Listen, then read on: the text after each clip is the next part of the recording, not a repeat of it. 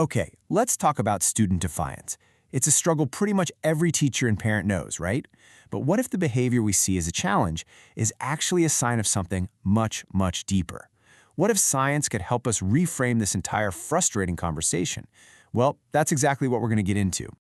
So let's just kick things off with an idea that, well, it changes everything. Here it is. Most defiant students aren't trying to challenge you. They're trying to survive something. Just let that sink in for a second.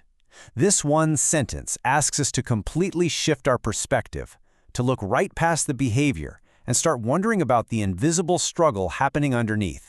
But let's be real. When a student is ignoring your instructions, or talking back, or just completely shutting down, it feels personal. It absolutely feels like a direct challenge to you. And hey, that's a totally valid feeling. What we're going to do here is bridge the gap between that feeling and what might actually be going on inside that student's brain.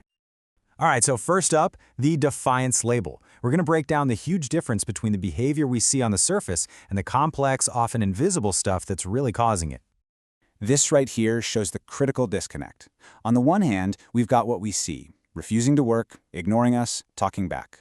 But on the other hand, look at what could actually be driving those things. A nervous system in a full-on threat response, total cognitive overload, or just a deep, powerful fear of failing. The action looks the same, but the hidden cause changes absolutely everything. And here's the real kicker. When we slap the label defiance on a kid, we're not just describing what they did. We're making a moral judgment. We're basically saying they're being bad or disrespectful. It just flattens a really complex human response into this simple negative box. And that label, it pushes us, the adults, away from being curious and straight into a battle for control. So let's dig into the science of what's really happening. In this next part, we're looking at the brain under threat, where one simple rule takes over. Survival always wins out over compliance, every single time. This is the default setting for so many of us, isn't it? The story we tell ourselves is, they know the rule. They are making a conscious choice to disobey me. It feels so logical, but as it turns out, neuroscience shows that in these moments, conscious choice might not even be on the table. Because here's the reality. When a student's brain senses a threat, and that threat could be social, like being embarrassed, or academic, like a task that feels impossible, it's just not about choice anymore. Their brain literally cannot access the higher-level skills we're asking for, like reasoning or remembering the rules. So let's peek under the hood for a sec. When the brain goes into survival mode, working memory tanks. Language processing gets fuzzy. Emotional regulation, yeah, that just collapses. And the prefrontal cortex, the brain's CEO, the part in charge of good decisions, it basically just clocks out. It goes offline. You simply can't reason someone out of a threat response. Okay, so if it's not some simple choice to be difficult, then what in the world is it? Let's move on and try to decode what a student's no or their refusal might actually be saying, because it's often way less about rebellion and way more about self-protection. A student's no is almost never just a no. Think of it more like a code. It could mean, I have no idea what's going on and I'm way too afraid to ask for help. Or it could be, I just can't stand the thought of failing in front of everybody again. Or maybe it's as simple as, I am so overwhelmed right now, I just need to feel some control over something.